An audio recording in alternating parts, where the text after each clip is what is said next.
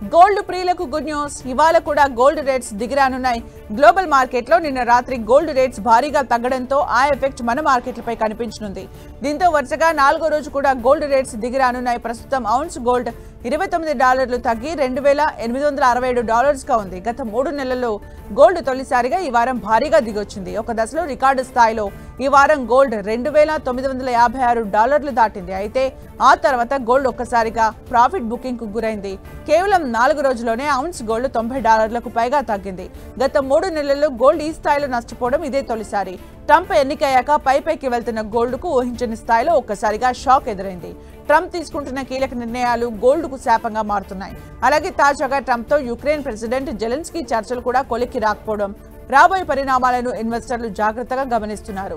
అలాగే యుఎస్ ద్రవ్యోల్బణం రేటు అంచనాలకు అనుగుణంగా ఉండటం, మెక్సికో, కెనడా ఉత్పత్తులపై ఈ నెల 4 నుంచి సుంకాలు పెరగనుండటంతో ఇన్వెస్టర్లు గోల్డ్ నుంచి తమ పెట్టుబడుల్ని ఈక్విటీల వైపు మళ్లిస్తున్నారు.